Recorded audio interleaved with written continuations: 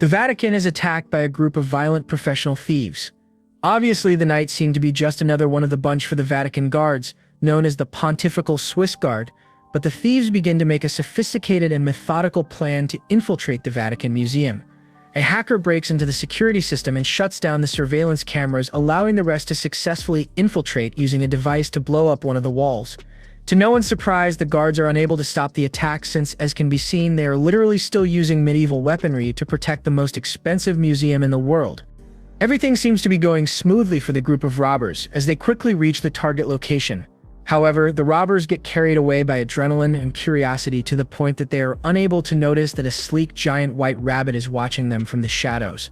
Fortunately for them, the rabbit kindly introduces himself, and although the robbers have no better idea than to point a human weapon at a monstrous and intimidating creature, the rabbit proves that his knightly attire is not just symbolic, as he acts very classy and avoids conflict. He also taunts the robbers by admitting that he was the one who set them on the mission. After this, he confesses that the jewels were just a facade, since the most important thing in the museum is a magic sword called Force Edge, which used to belong to Sparta, the legendary Dark Knight. Obviously, the thieves are doing their best to conceal their fear, but it's impossible to hide something like that from a demonic rabbit, so the rabbit starts taunting them by telling him that the most powerful weapon in hell is guarded in a place as revered as the Vatican. Evidently, the sword is the most precious object in the place, since the alarms of the place are activated and the guards rush to intervene. However, even though the rabbit was in charge of hiring the robbers, he had no trouble taking them out in an instant.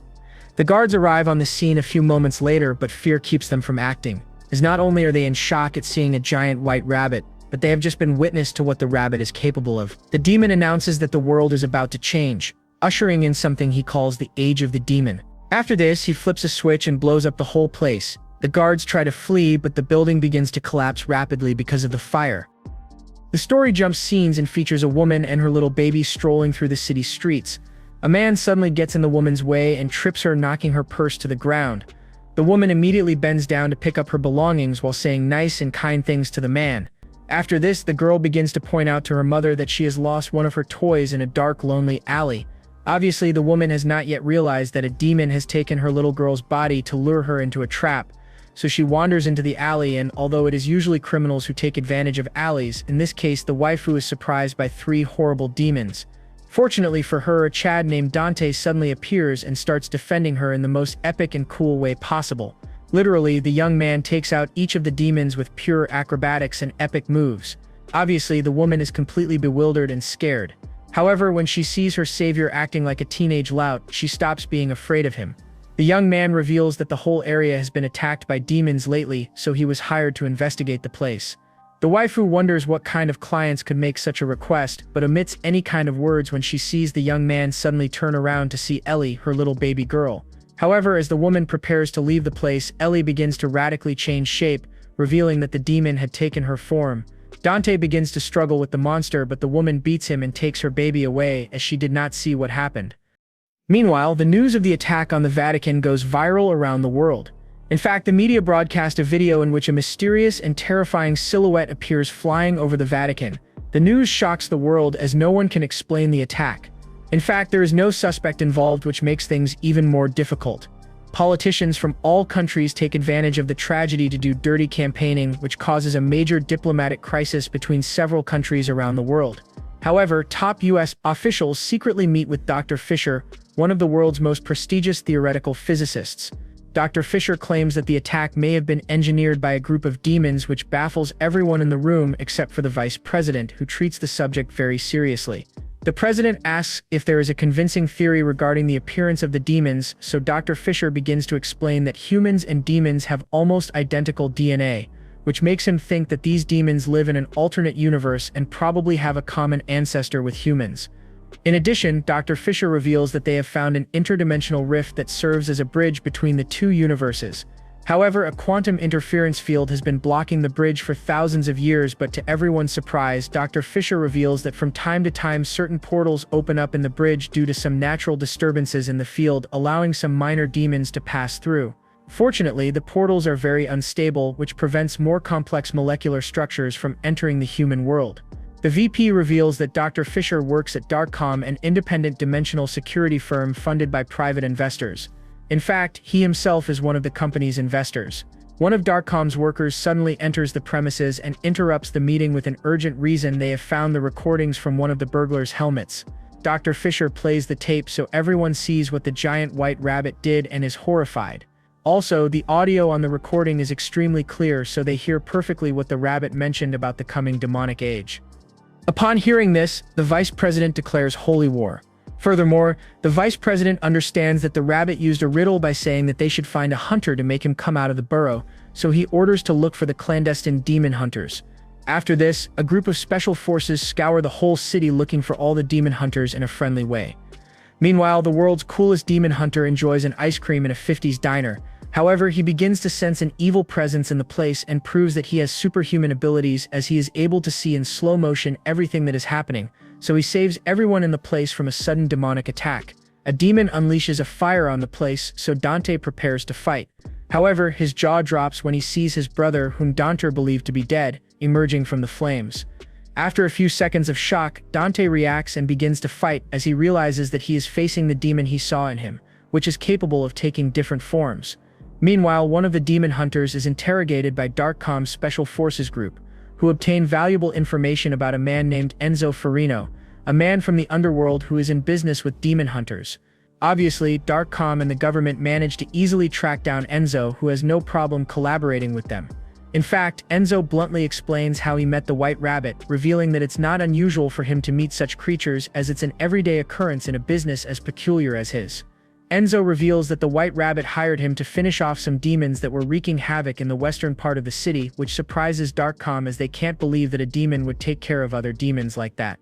However, Enzo surprises them by explaining that the rabbit paid Enzo a large amount of money on the condition that he only hired Dante for the job, which greatly surprises the Darkcom members as they don't know who Dante is and don't understand why the rabbit is after him. Dr. Fisher begins to thoroughly investigate Dante, discovering that he has never failed a mission and possesses extraordinary abilities that exceed any human. In addition, Enzo mentions that Dante's mother and brother have been victims of a demon in the past. Interestingly, Dante's file mentions that he abandoned 5 missions due to boredom. Meanwhile, Dante fervently fights the shape-shifting demon and proves once again that he has the emotional maturity of a teenager, as he is not consumed by anger when fighting the demon despite the fact that the demon literally took his brother's body to manipulate him. In fact, even though the demon makes a brilliant move to steal Dante's necklace, the world's coolest demon hunter manages to dodge it and humiliates the demon. However, as Dante prepares to give him the coup de grace, the demon tells him that, although he can take 1,000 different forms, he at least knows who he is originally, while Dante doesn't quite know who or what he really is. After this, the demon uses a distraction and flees the scene. On the other hand, Darkcom continues to interrogate Enzo, who gives them tons of information second by second. In fact, Enzo confesses that the White Rabbit is probably just some kind of puppet controlled by a demon from the other universe, as he has heard that the biggest demons are able to project their consciousness through the unstable portals that open in the interdimensional rift. The vice president confesses that he has sent a team of special forces to search for the White Rabbit, but the demon literally disposed of all the soldiers with no trouble. Mysteriously, the rabbit left one of the soldiers alive. After this, Dr. Fisher asks Enzo if he knows the Sword of Sparta, so the charismatic businessman begins to tell them the story. In ancient times, the two worlds were united, but Sparta joined the humans to fight against the demons, which led him to be considered by all as the champion of hell.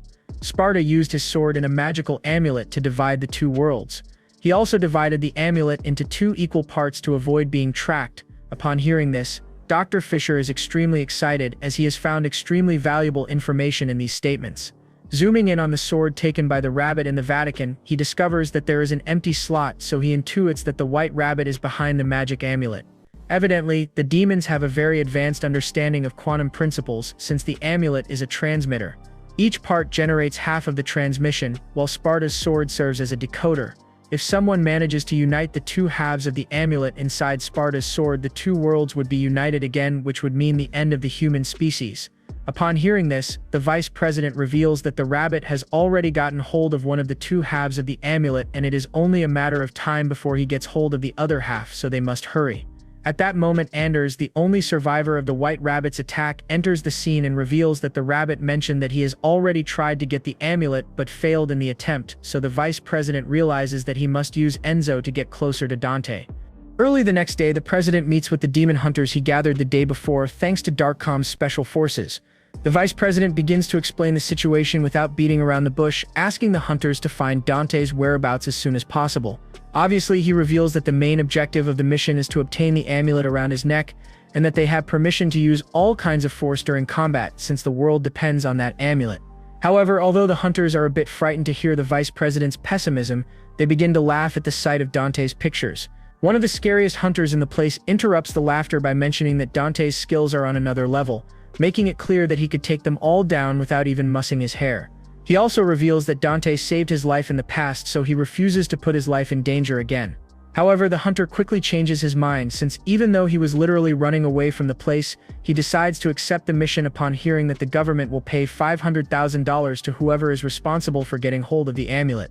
In addition, they will pay an extra bonus if they capture Dante alive. The mercenaries cheerfully celebrate, as they underestimate the assignment.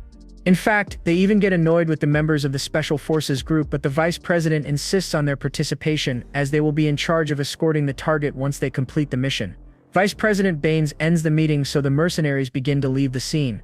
However, the leader of the Special Forces squad arrests the one who accused them of being a nuisance. Once all the mercenaries left the place, the leader revealed that they are not only Special Forces soldiers but literally elite demon hunters. Furthermore, she begins to intimidate the mercenary by telling him that demons are easily identifiable, as there are many aspects that give them away. Their long limbs, the lack of brightness in their eyes, and above all, the horrible smell of sulfur they give off. After this, the waifu rips off the man's shirt, revealing his true demonic identity. Obviously, the demon tries to attack Vice President Baines, but the waifu effortlessly defeats him. After this, Anders enters the venue and greets everyone with much enthusiasm despite seeing a lifeless demon on the floor.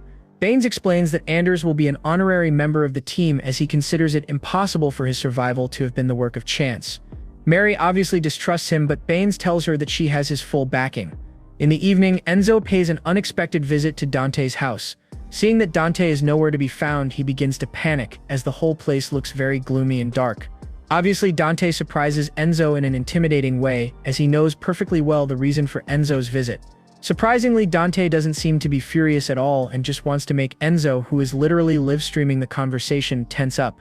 The mercenaries hired by Darkcom travel to the location at full speed, taking advantage of Enzo's distraction, who explains to Dante that he didn't know he had led Dante into a trap, since the one who gave him the job was the White Rabbit.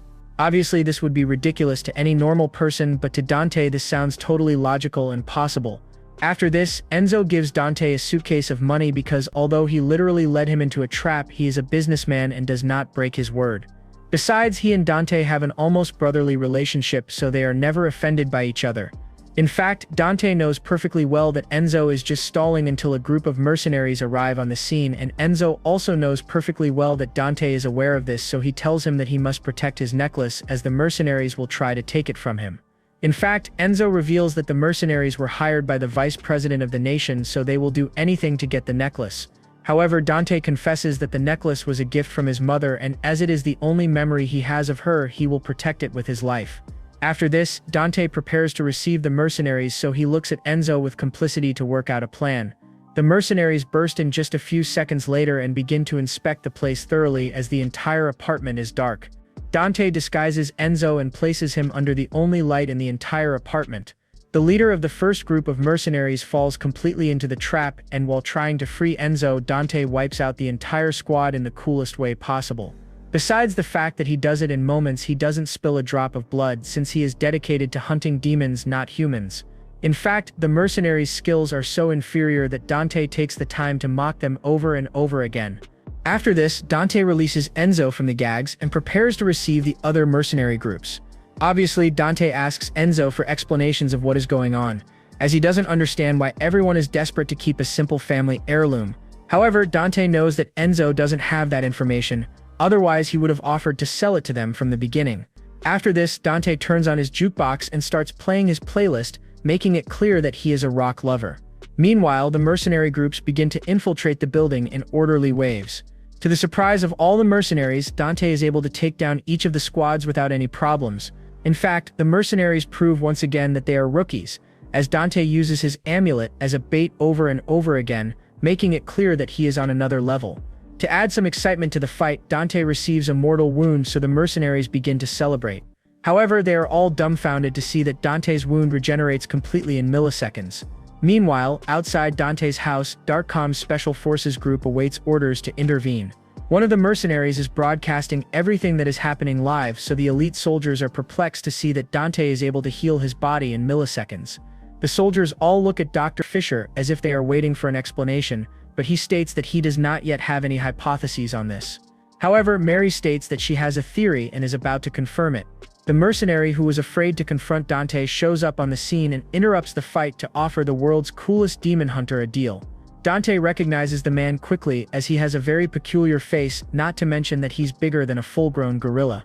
However, the friendly chat comes to an end when the giant mercenary offers half the bounty to Dante in exchange for willingly handing over his necklace. As expected, this makes Dante laugh since at least he was more sincere than Enzo with his offer. Seeing Dante's reaction, the big guy realizes that he can't back down anymore, so he tries to beat Dante with a single punch, and as expected, Dante defeats the big guy with no trouble. While all this is going on, Anders goes through pictures of his daughters to clear his mind. One of his classmates approaches him and asks him what went through his mind when it came to enlisting in the army. Anders confesses that he enlisted under the promise of fighting without leaving home, but he never imagined that he would literally be fighting demons. Mary suddenly interrupts the chat to warn that she is about to enter the scene. Although everyone offers to help, they know Mary would consider them a hindrance, so they let the waifu carry out her plan. After a few seconds, Mary uses her special shoes to fly in through Dante's window, who immediately realizes that the waifu is much more prepared than the other mercenaries.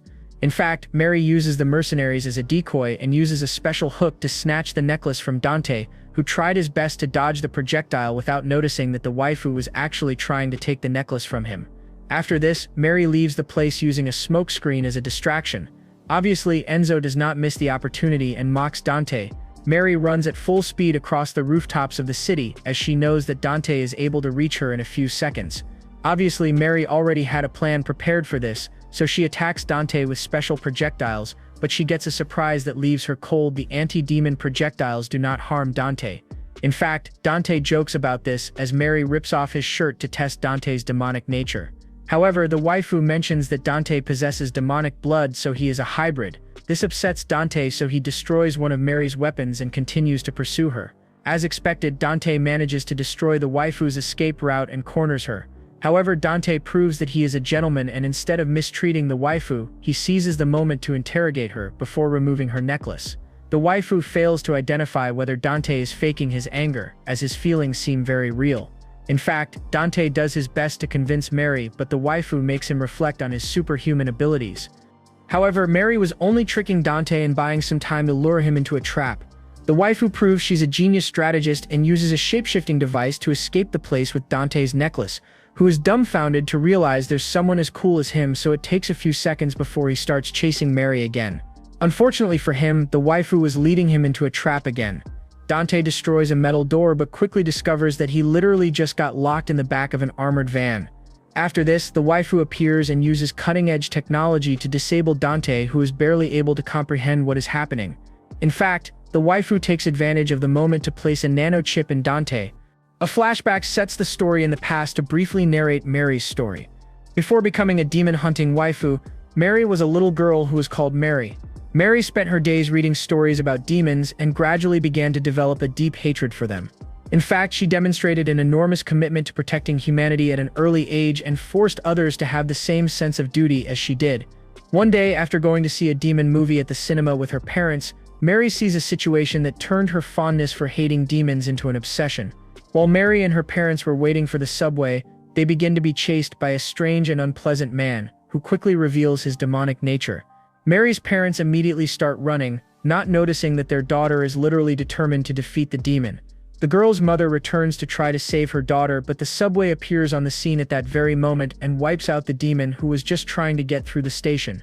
Mary's father was completely shocked by this situation, but runs to the nearest police station to explain to the cops what just happened. Logically, they just laugh at him and tell him to stop listening to a little girl.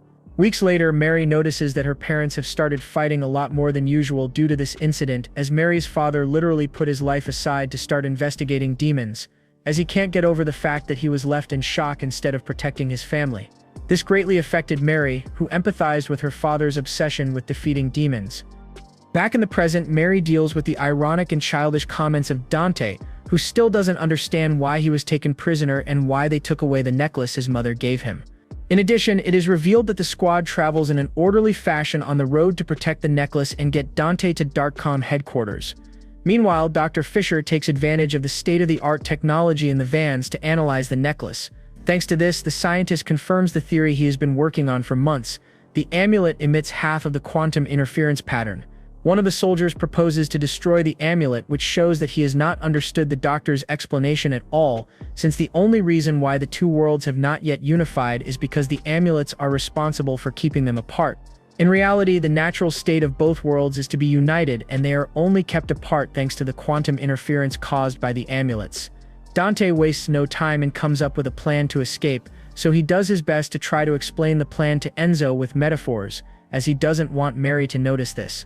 Unfortunately for Dante, Enzo seems unable to understand his plan, so Mary notices their conversation and activates one of the vehicle's safety mechanisms. In addition, Mary explains to Anders that she has placed an advanced nanochip in Dante to keep him under control. If Dante moves more than 2 kilometers away, the nanochip will go into action. Meanwhile, Dante and Enzo take advantage of Mary's distraction to carry out their plan. They also manage to buy a little more time to make the maneuver, as Dr. Fisher discovers that the amulet's frequency is modulating, which sets everyone's nerves on edge and notoriously worries Anders. However, Vice President Baines interrupts the moment with an emergency call to give new orders to Mary, who directs the entire operation. Baines requests that Dante be carefully escorted to Darkcom headquarters, as he wants to interrogate him and put him under study to determine if he really does possess demonic blood. In fact, Baines asks Mary to put him in contact with Dante, so the waifu begins broadcasting images of Dante. Baines greets Dante in a friendly manner and questions him briefly, asking if he really lost his mother and brother to a demon. Dante gets slightly irritated upon hearing this, which confirms that the information Enzo provided was true. Naturally, Dante gets angry at Enzo for this, but the shameless businessman defends himself by claiming he was under threat. Baines asks Dante about his father, but Dante once again confirms he doesn't know who his father is, which convinces Baines that Dante has demon blood. In fact, everyone is left speechless when Baines says he believes Dante can be forgiven and redeemed from his demonic nature if he acts and works in favor of humanity. Although Mary criticizes this, Baines considers meeting Dante a divine blessing, as he is literally the most powerful tool humanity has. The conversation is suddenly interrupted due to a roadblock causing traffic issues. The police redirect traffic, but chaos continues, worrying the Darkcom soldiers as the situation is highly unusual. Anders gets out of the truck to investigate, while Dante takes the opportunity to continue with his plan. However, Mary catches him in the act, and Dante is embarrassed as he realizes Mary never once fell for his distractions. The waifu keeps questioning Dante, but he again insists that his necklace is not a key to hell or anything like that. Regardless, the conversation is interrupted once more as buildings in the city suddenly begin to collapse, plunging the area into chaos. People start running in panic to leave the road, but a destructive attack blocks the Darkcom soldiers' path. Mary begins to organize an evacuation plan, but is stunned to realize the attack was meticulously planned by the White Rabbit, who is orchestrating everything from a rooftop. The attack was so precise that the squads became separated, making it easier to isolate Dante, who, to make matters worse, is handcuffed and vulnerable. Mary rushes to rescue one of her teammates trapped inside the truck's cabin, while Anders quickly asks Dr. Fisher for the amulet and vows to protect it with his life. While Mary tries to come up with a plan to escape the dire situation, a group of demons epically appears on the scene. It's revealed that the cop leading the supposed police operation was none other than the shape-shifting demon who previously attacked Dante. Unlike demons in other anime, these ones prove they are literally made of pure evil and have no morals when fighting, as they immediately start attacking Mary. In fact, the White Rabbit shows up moments later and uses his sword to wipe out one of the squads effortlessly, horrifying everyone as the rabbit doesn't take a single hit in the entire battle. Obviously, the rabbit isn't a mindless demon, so he wastes no time and goes straight after his target. He cuts the wires and disables the truck's power, cutting off communication with Darkcom. At that moment, while Baines panics over not knowing what's going on, one of his bodyguards shows up and tells him he must leave the area immediately. However, it becomes evident that this bodyguard is a demon. Meanwhile, Mary makes it clear that she truly hates demons as she begins fighting the entire squad without waiting for backup. In fact, the waifu holds her own impressively in a 1v5 battle, but as expected, Mary's physical capacity begins to drop second by second due to fatigue. This puts her at a disadvantage, as demons don't get tired and can fight endlessly. On the other hand, the white rabbit uses his overwhelming presence to intimidate Anders, whom he has deliberately kept alive to use later. Anders doesn't hesitate and throws the necklace to the rabbit, enraging Dr. Fisher, who believes Anders has just handed the world over to the demons. The rabbit doesn't waste time and fuses the amulets immediately, unleashing a massive energy wave that leaves everyone in shock, to Dr. Fisher's surprise. The rabbit doesn't open the portal right away, prompting him to formulate a hypothesis to understand the rabbit's actions. After a few seconds of thought, he realizes the rabbit still needs an element to function as a decryptor. Upon hearing this, the rabbit is impressed by Dr. Fisher's brilliance and sincerely praises him. However, Dr. Fisher shows his humanity once again, which costs him his life. Unable to control his emotions, he rushes to attack the rabbit, and the demon eliminates him in a split second. After that, the rabbit seriously injures Anders to manipulate the scene but begins to feel severe chest pain, revealing he has a mechanical heart.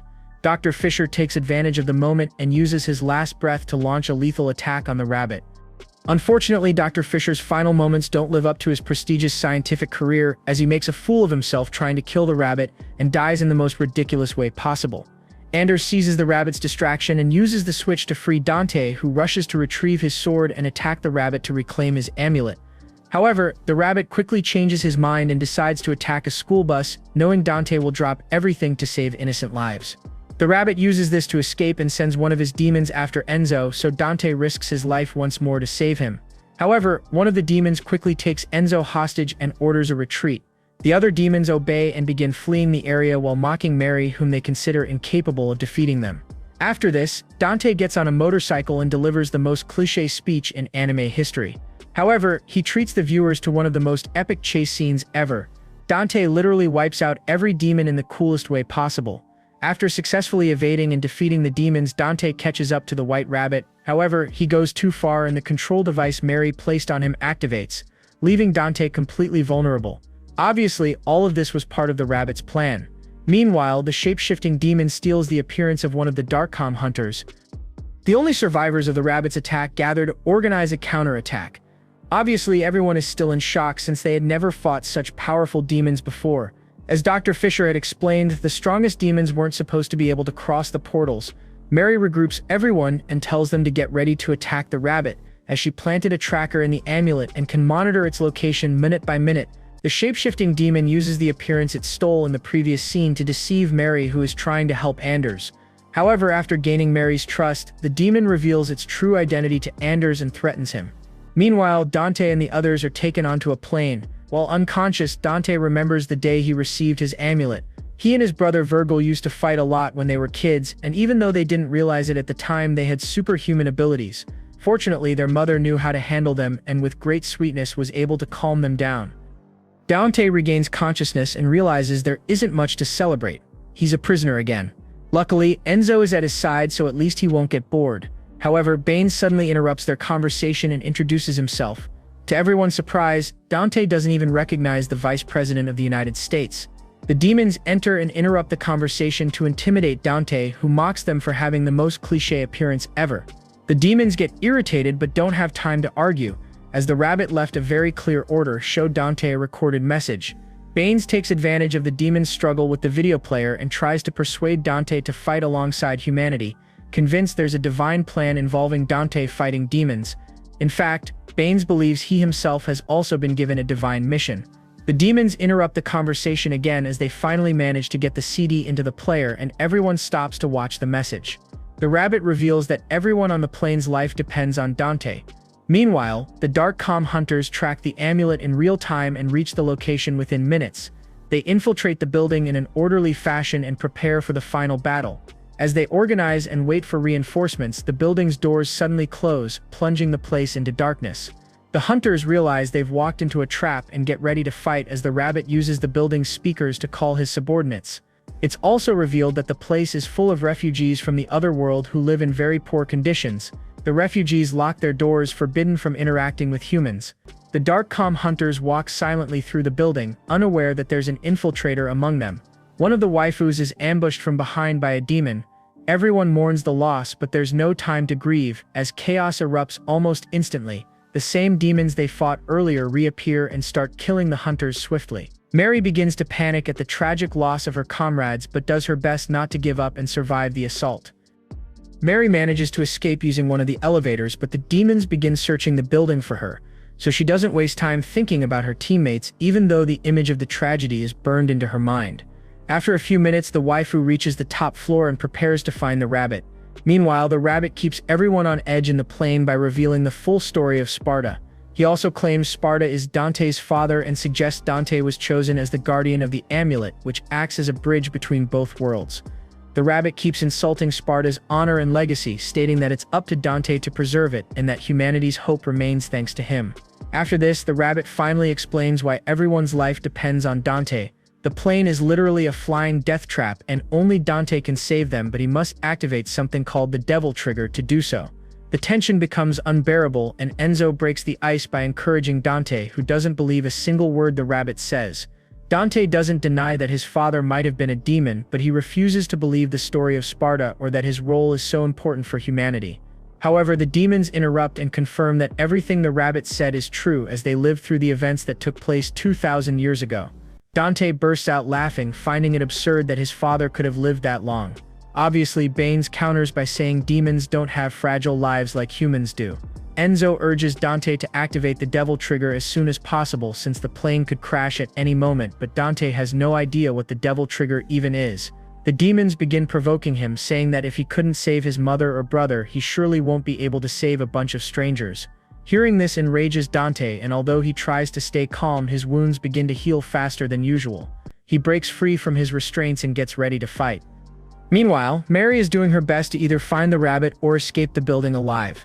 However, she starts to suffer severe psychological torment and is on the verge of a nervous breakdown. In fact, the hallucinations grow stronger and stronger as she moves through the building until she collapses and begins to see her fallen comrades and the demons who killed them. As she struggles to control her thoughts, Mary has terrifying hallucinations involving her father. Then the floor beneath her collapses and she crashes to the ground. Fortunately, the impact briefly restores her sanity, allowing her to finally distinguish between reality and hallucination. One of the demons approaches to deliver the finishing blow, but Mary dodges just in time. She flees through the building's hallways, doing everything she can to survive. After a few seconds, she reaches one of the rooms and starts pounding on the door. A frightened and nervous man opens it and begs Mary to leave, fearing she'll bring trouble. The waifu pleads for help, and although the man notices her Darkcom badge, he still lets her in. Once inside, Mary hides in a closet and observes from there. The demon chasing her enters moments later and interrogates the people inside. Mary realizes they're speaking a strange language, and after a few seconds she understands that these refugees are also demons. Her pursuer eventually leaves, and Mary steps out of the closet, now threatening the refugees. Meanwhile, Dante is violently attacked by the two demons who continue taunting and intimidating him. But when the insults fail to make him angry, the demons keep beating him relentlessly. They aim to break both his body and his spirit, using increasingly cruel words that begin to take a toll on him. While lying on the floor, Dante sees one of the hostages. She looks exactly like his mother. This triggers a memory of something she used to say, that his father literally saved the world. At that moment, Dante's body begins to transform, gaining incredible strength. Clearly, Dante has awakened his devil trigger, as he now possesses all the physical traits of a demon. After several episodes, Dante finally accepts that the legend of Sparta is real and that he is Sparta's son. He decides to test his new powers against the demons, who quickly realize that Dante is now on another level. He even tears off the red demon's arm effortlessly. Then Dante humiliates the demon by killing it with its own sword. Meanwhile, Mary continues to threaten the refugees, who beg her to calm down. The demons ask her to use common sense, reminding her that they risk their lives to save her. But the waifu is blinded by her hatred toward all demons and refuses to listen. One of the demons reveals that what humans call hell is actually named Makai. Makai is in ruins, its citizens live in constant crisis, the air is toxic, and children can't even breathe. That's why the rabbit promised to bring the weakest ones to the human world. However, they now live in extreme poverty and are subject to the rabbit's strange experiments. Upon hearing this, the waifu makes an effort to empathize with the demons and promises to return and rescue them once she defeats the rabbit. Meanwhile, Dante deactivates his devil trigger after defeating one of the demons and prepares for a new challenge, as the other demon is furious over what Dante did to his brother. The demon hits a switch and the plane begins to break apart, causing it to start plummeting. All of the plane's crew are immediately ejected, leaving Dante desperate to save them. However, he also has to contend with the blue demon, who is consumed by the desire to avenge his brother. Meanwhile, Mary continues sneaking past the demons who are beginning to lose patience and argue among themselves. However, Mary still hasn't located Plasma, the shape-shifting demon, so she cautiously proceeds. After this, Darkcom reinforcements arrive and start devising a plan to infiltrate the building silently. Unfortunately for them, not only is there a strange energy barrier blocking the entry, but there are literally underground channels that the demons use to spy on them. In fact, the demons are already gearing up for the final battle, as Cavalier roams the underground recruiting demons one by one and organizing them. Meanwhile, Mary stealthily traverses the compound to avoid encountering any of the higher-ranking demons. After a few moments, she enters a laboratory-like room and discovers the experiments the rabbit is performing on demons, confirming everything the refugees had mentioned. Mary is left speechless by the creepy and sinister works of the rabbit, triggering another bout of hallucinations. However, she soon realizes that one of the demons is still alive, so the waifu delivers a finishing blow to end its suffering. Shortly after, Plasma enters the room disguised as one of the Darkcom guards, and Mary lets her guard down. Meanwhile, Dante proves to be the coolest and most defiant character in anime history by completely ignoring the laws of physics. He begins leaping between the shattered parts of the plane to propel himself and recover the backpacks containing the parachutes. Thanks to this, Dante manages to attach parachutes to every crew member even under extremely unfavorable conditions. However, as they're falling at more than 150 kilometers per hour, Dante has no choice but to activate his devil trigger, and the threat of an impending tragedy motivates him enough to become the hero. On the other hand, Mary uses the tracker to keep searching for the rabbit, but Plasma deceives her by claiming he has found a shortcut, revealing that he's already conducted some reconnaissance in the area. Plasma guides Mary toward the supposed shortcut and seizes the opportunity to question her. The waifu confesses that she entered one of the rooms and met a refugee family, which leads Plasma to realize that Mary has somewhat changed her perspective on demons. In fact, she is remarkably candid, admitting that she no longer knows what or whom to believe. However, after a brief conversation, Plasma asserts that one shouldn't sympathize with the demons, insisting there is nothing good in Makai. Mary immediately goes on the defensive upon hearing this, as no other human should know the true name of the demon's realm. Plasma and Mary then engage in a violent fight, but things take a turn for the worse for Mary mere seconds later as Artemis speeds toward the scene. Unfortunately, Plasma manages to put Mary on the defensive, forcing her to negotiate diplomatically with the demon. Plasma realizes he can assume Mary's appearance to infiltrate Darkcom, as he would have complete access by using the waifu's credentials. However, it turns out that this is all part of a meticulous and flawless plan orchestrated by Mary to defeat Plasma. Artemis arrives and violently attacks Mary, unaware that he is actually assaulting his own ally. Following this, Mary emerges from hiding and unleashes a flurry of attacks that neutralizes Artemis to everyone's surprise, and against all odds, the waifu triumphs in an epic 2 versus 1 battle. Things are going well for Dante and the plane's crew too, as the coolest demon hunter of all realizes there's no better way to enhance his abilities than to become fully demonic. Fortunately, Dante's demon form proves extremely useful, as he now sports an enormous pair of wings that he uses to rescue every crew member. However, just when it seems that calm has returned, Dante is attacked by the blue demon, sparking yet another fierce battle. Meanwhile, Mary, buoyed by her victory over two of the most powerful foes, moves with greater freedom throughout the building. She gains access to the control room and uses a switch to open the main door thanks to the surveillance cameras that give her a perfect view of Darkcom troops outside. However, Mary quickly realizes that it's all a trap, so she orders her own troops to retreat before the entire structure collapses. Fortunately, her soldiers heed the warning in time, reaffirming Mary's instincts. On the other hand, Dante demonstrates that the Devil Trigger massively amplifies his innate talent for hunting demons, as he manages to defeat the blue demon in an environment completely unlike what he's used to. Knowing that the only way to reclaim his collar is through brute force, Dante has no choice but to beat the blue demon until exhaustion sets in. As expected, time works in his favor when the blue demon accidentally reveals the location of the collar. Meanwhile, Mary uses the facility's communicator to check if any of her Darkcom comrades survived. Luckily for her, only 2 soldiers were lost, so she begins reorganizing the team. However, Mary makes an unexpected decision to rescue all the refugees inside the building. Using the facility's technology, she communicates with them and promises they'll be evacuated to a safe location. The refugees, skeptical at first, feel a spark of hope ignite within them. Mary explains the new mission to her soldiers: rescue and protect the refugees. Though surprised, they obey without hesitation. Meanwhile, Dante continues battling the blue demon, still unable to fully control his devil trigger. He crashes down from the sky, smashing into the roof of the rabbit's building. Mary hears the impact and rushes to his aid, defeating yet another superior demon in the process. Exhausted, Dante reveals the truth to Mary. He's half demon, and just minutes ago, he fully crossed the threshold.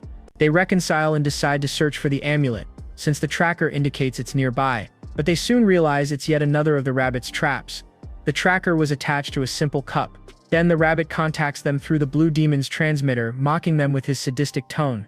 Meanwhile, Darkcom soldiers continue to sweep the building, rescuing refugees. Though at first the demons fear the humans, they begin to trust them thanks to their kindness and empathy. However, from a helicopter above, Vice President Baines watches their movements. Enraged by Mary's disobedience, he issues a direct order: eliminate all the refugees. The soldiers, shocked and speechless, freeze. His command contradicts everything they've just witnessed: innocent, terrified beings who pose no threat. In the control room, Mary overhears Baines's transmission and begins to suspect a deeper plot. When Dante mentions he's the son of Sparta, Mary connects the dots. His blood is the key to opening the gate between worlds, and for that blood to awaken, Dante needed to become a demon. Still on the transmission, the rabbit sarcastically applauds Mary's deduction and challenges Dante to a final duel, warning that he will destroy the city in 30 minutes if he doesn't show. Elsewhere, Plasma survives Artemis's attack. Though injured, his shape-shifting ability allows him to hide just before the soldiers arrive. From the shadows, he watches in horror as the soldiers obey Baines and open fire on the refugees. Consumed by fury, Plasma can't hold back any longer. Meanwhile, Mary and Dante uncover records revealing the unthinkable. Darkcom and the White Rabbit are working together.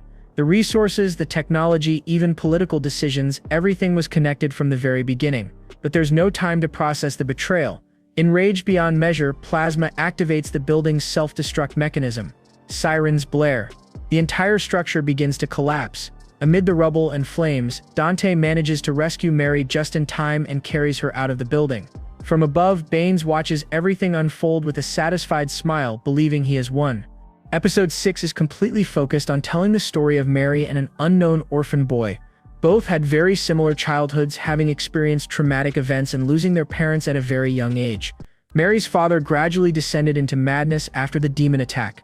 In fact, Mary discovers that her father is experimenting with demon blood as she sees him testing different things with a demon's arm.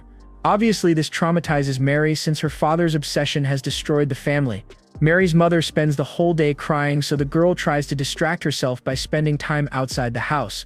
Meanwhile, the orphan boy is taken to meet his new family, who seem to have no interest in him.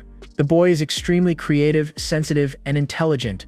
He also loves the story of Alice in Wonderland, carrying a copy of the book everywhere he goes. However, his life gets worse instead of better, as his new family treats him terribly. His step-siblings destroy his things, steal his food, and beat him for fun. His stepmother witnesses all this every day, and instead of defending him, she hits him for supposedly being problematic. Although the boy tries to explain this to social services, they completely ignore him. One day, while reading his favorite book, the boy suddenly feels a strong gust of wind in the room. After a few seconds, the gust stops and a portal opens just a few meters away. The boy feels very curious and decides to investigate. At the same time, Mary decides to enter her father's laboratory, but hesitates before opening the door and gives up. However, the boy decides to cross the portal since it's something he's seen many times in his favorite book. As he passes through the portal, the boy's world begins to fill with color. In fact, the animation style changes completely. Unfortunately, the beautiful scene immediately shifts because of the hostile environment the boy faces. The air is extremely toxic, and to make matters worse, a horrible demon begins chasing him. The boy does his best to escape, but the demon is too fast. Luckily, a stranger saves him just in time, and seconds later the boy faints. When he wakes up, he meets his savior, a sweet girl from Mackay. The girl warmly invites him to explore the place so the boy can stop being afraid. And upon seeing that everyone there is very different from the traditional image humans have of demons, the boy begins to feel more at ease. In fact, everyone approaches him and greets him kindly. The flashback continues, showing how similar Mary's and the orphan boy's childhoods were, since both spent more time with friends than with their parents. While Mary played demon hunting with her best friend, the boy played with the children of Mackay, who treated him like a brother and made him feel loved. As days go by, the boy begins to feel that the Mackays are his family, so he accompanies them to the surface of Mackay to spy on the realm of Mundus, where the strongest demons live, capable of tolerating the toxic air without problems. However, the boy's best friend begins to fade away, worrying everyone because she shows severe symptoms. This event shakes the entire community and breaks the boy's heart. The scene is heartbreaking, with everyone crying inconsolably. Meanwhile, Mary experiences the most traumatic and heartbreaking event of her life. Returning home, Mary finds her mother and father struggling as her father wants to use demon blood. However, the woman cannot stop him and the man begins to completely mutate. As expected, John's plan fails miserably, as his demonic nature fully takes over and he starts attacking his own wife. Mary watches as her father, now transformed into a demon, kills her mother. As if that wasn't enough, John begins chasing Mary, who is determined to stop her own father, realizing he is completely possessed by his demonic nature. However, Mary accidentally hits some chemical elements in her father's lab and unleashes a fire, which paradoxically ends up saving her life. In his last breaths, John recognizes his daughter.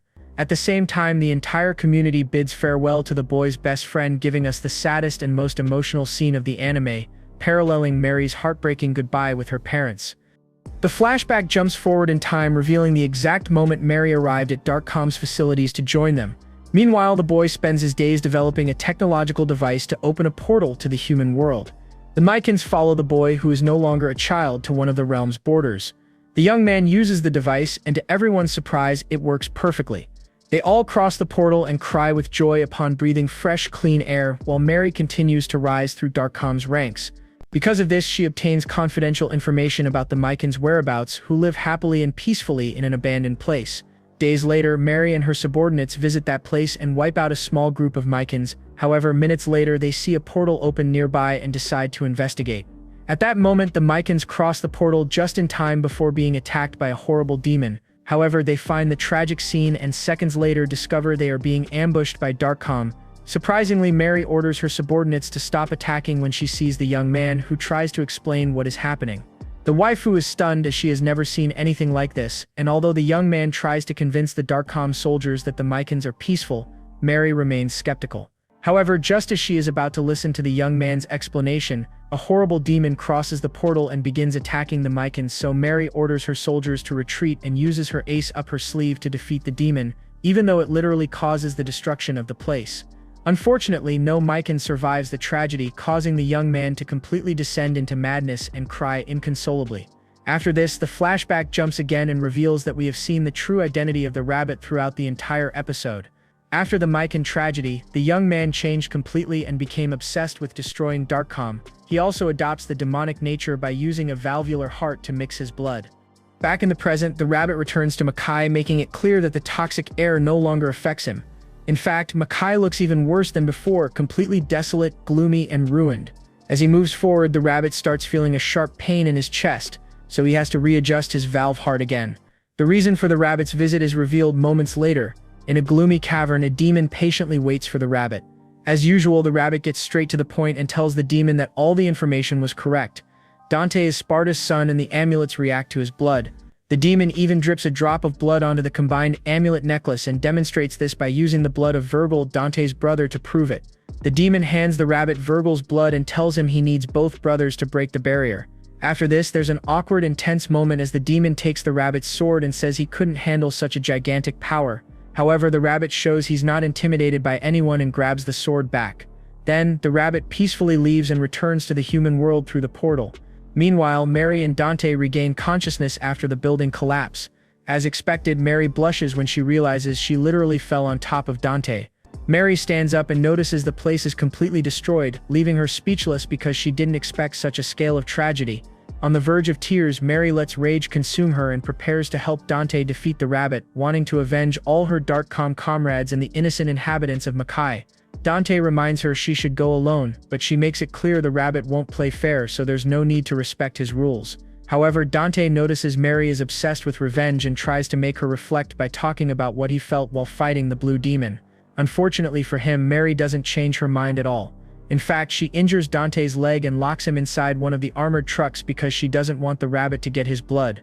Mary takes advantage of a man's interest in her and effectively steals his car, heading towards the encounter with the rabbit. Moments later, it's revealed that Anders is still being used by the rabbit as he's being threatened. Seeing that Dante isn't arriving on time, the rabbit sends one of his minions to start the final attack. Fortunately, Mary pulls off the coolest and most epic move ever to arrive just in time and stop the beginning of the demon invasion. Mary makes the most epic entrance but awakens the rabbit's anger since he was expecting Dante. Obviously, the rabbit knows Mary is at a disadvantage, but she is fully determined to face all the rabbit's minions alone. However, Mary shocks everyone by mentioning she intends to negotiate, revealing she has Dante captive and that, with just the flip of a switch, she'll erase any trace of him. This catches the rabbit's attention, but he realizes Mary's proposal is absurd since she plans to exchange Dante for the necklace, which makes no sense to him. To Mary's surprise, the rabbit hands over the necklace to verify if what she said about Dante is true, as normally Mary would have pressed the switch after receiving the necklace.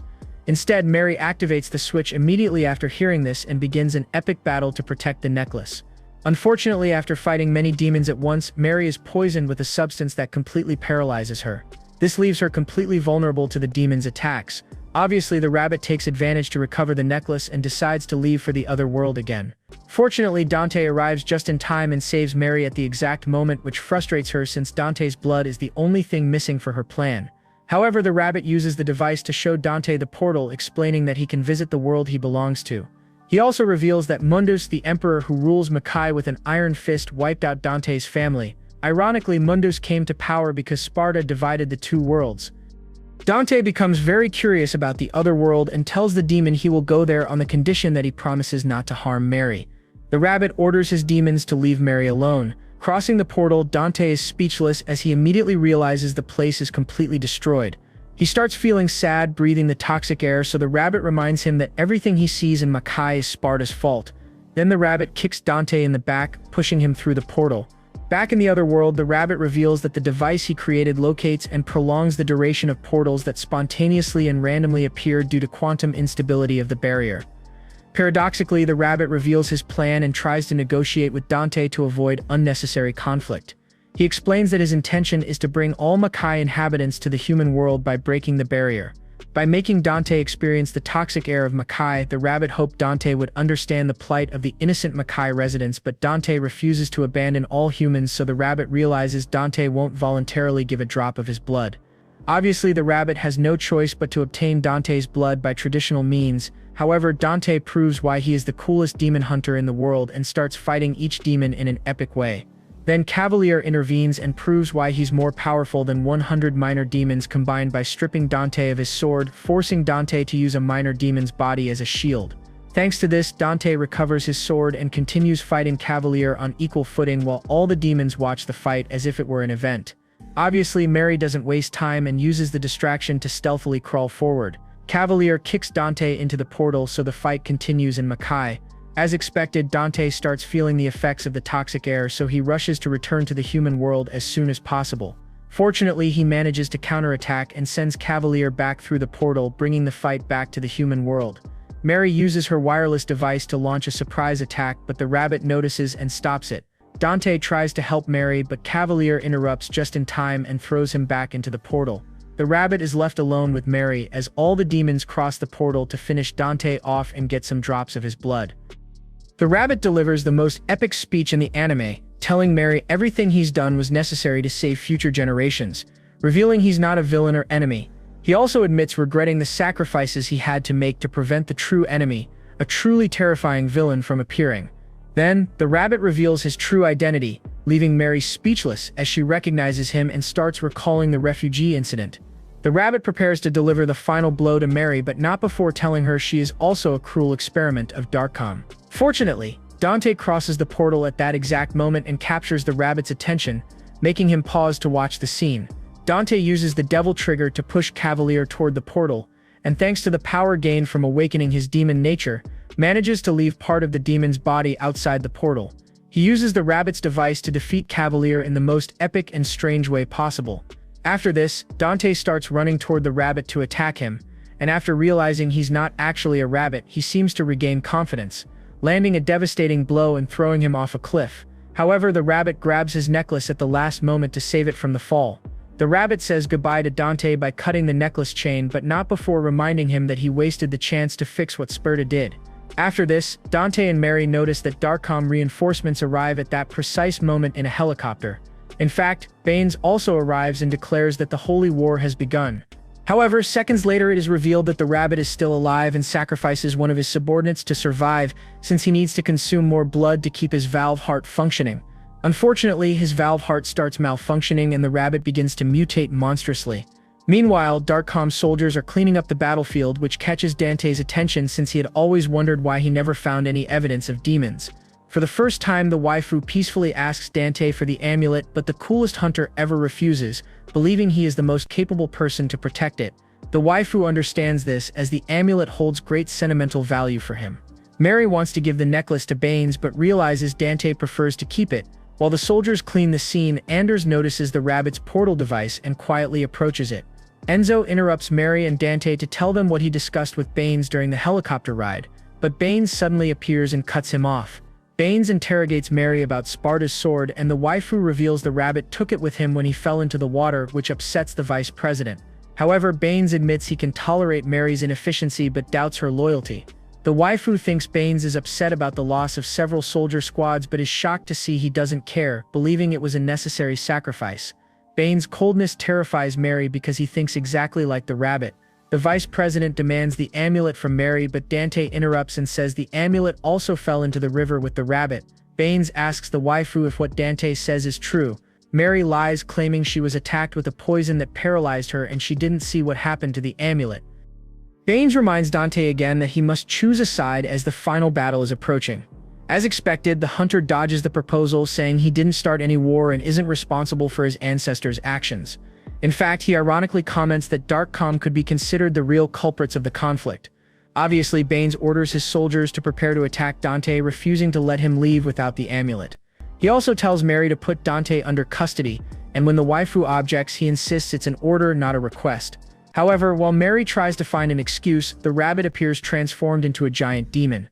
Baines orders his soldiers to change targets and focus all efforts on killing the rabbit. Unfortunately for them, the rabbit is stronger than before and shows he's on another level, so the soldiers rush to escort Baines to a helicopter for safety. Fortunately for Anders, Baines' escorts also rescue him. Dante tells Enzo to get to safety, but the charismatic businessman had already taken the lead, making Dante laugh. After that, Mary and the coolest demon hunter in the world agree to attack the rabbit simultaneously. Unfortunately, Darkcom's advanced projectiles designed to harm demons have no effect on the rabbit, which surprises Mary since it's likely there's still a lot of human DNA in the rabbit's blood. Darkcom reinforcements arrive and start attacking the demon with all available artillery, but it's not enough to stop the rabbit. In fact, he effortlessly destroys the helicopters. Mary uses the rabbit's distraction to explain to Dante that he must attack the demon's valve heart, but the demon interrupts them at that moment, knocking Mary out of commission, so Dante manages to fight the demon one-on-one. Enzo worries about Dante and decides to quietly take Mary's special weapon while the rabbit is distracted. However, Enzo rushes when he sees Dante seriously injured and out of action. Seeing the demon about to land a finishing blow on Dante, Enzo steps in and surprises the rabbit. Unfortunately, Enzo stars in the saddest moment of the anime and breaks Dante's heart as he fails to stop the rabbit and suffers a fatal wound. With his last breaths, Enzo says goodbye to Dante, telling him he fulfilled his promise to save him someday. Dante enrages and activates his demonic nature, unleashing a chaotic battle against the demon, who seems to grow stronger by the minute. In fact, the demon lands a heavy blow on Dante, making him bleed and rushes to take a drop. However, Mary arrives just in time and fires a burst of projectiles to stop the rabbit, proving she is literally Darkcom's most capable person, able to pilot a helicopter professionally. Dante uses the distraction to jump into the helicopter and escape. However, the rabbit hasn't forgotten he's a demon, so he easily jumps onto the helicopter and starts destroying it, forcing Dante to take matters into his own hands and jump into the void to prevent Mary from suffering a tragedy. Unfortunately, the plan isn't very effective, as Dante loses the necklace in the process. Also, the helicopter is completely destroyed, but Mary manages to jump out just in time. Unfortunately for the humans, the demon obtains the amulet and announces the destruction of the barrier, as the rabbit places the necklace with both amulets inside the sword and triggers a huge energy wave. However, he still needs blood to destroy the portal. The rabbit admires the human kingdom's prosperity one last time and rages, knowing that prosperity comes at the cost of Makai's inhabitants' suffering. The demon tells Dante to say goodbye to the human world, since he only needs the blood of the entire Sparta lineage to combine with the sword and the amulets. Dante laughs and is calm, claiming he will never have the blood of the entire Sparta lineage. However, the demon leaves him stunned by dripping 3 drops of blood onto the amulet and activating part of the sword. The demon claims Virgil is still alive, leaving Dante perplexed, as it's impossible for the sword to have reacted that way. Then the demon impales Dante with the sword and completes his plan. The blood combines with the sword and amulets, causing a massive energy wave that astonishes all humans as a beam of light shoots to the sky and unleashes a red storm that breaks through the clouds. As this happens, the high-ranking demons begin to appear everywhere, terrifying all citizens. Amid the chaos and destruction, Mary keeps a cool head and acts precisely, using her last projectile to destroy the rabbit's valve heart. This completely destabilizes the demon, so Dante makes his final effort to stop him. Despite being exhausted and seriously injured, Dante activates Devil Trigger and sprints at full speed to land a lethal blow on the rabbit and end the battle once and for all. Thanks to this, he recovers Sparta's sword and separates it from the amulets, causing the worlds to become separated again. After the chaos, Dante and Mary begin talking about everything they've lost, but Dante admits he's curious to reunite with his brother, inviting the waifu to continue the mission. Although the waifu blushes at Dante's invitation, she doesn't forget Baines's orders and takes advantage of Dante's distraction to put him to sleep with a sedative, knocking him out. The waifu apologizes to Dante for doing this, but reveals she can't be at peace knowing Dante's blood is the key to destroying the world. After that, Mary sees a bright flash of light a few meters away and immediately realizes someone used the rabbit's device to open a portal. A flashback reveals that when Anders boarded the helicopter, Baines confessed he always knew Anders was a spy working for the rabbit and, as expected, ignored Anders' excuses. Baines tells him he can't side with humans in the war between two worlds and orders his soldiers to throw Anders into the water. It is also revealed that Baines has ordered the final campaign against Hell, deploying all Darkcom and US troops through the portal, bringing chaos to Makai. Thanks to Darkcom's cutting-edge technology, humans breathe easily in Makai and begin to colonize it rapidly. Dante is placed in a cryogenic capsule under the supervision of Darkcom's scientists, while Sparta's sword and his son's amulets are kept in armored chambers. The government tells all citizens the truth, and the media begin documenting everything happening in Makai, revealing that humans are literally colonizing Makai and exploiting its resources. Additionally, the lower demons are imprisoned in a detention center called Ouroboros. However, this leads to the most epic plot twist of the anime. The demon the rabbit met in the past is Virgil, who infiltrated Ouroboros to free Makai's inhabitants and lead the counterattack against the humans.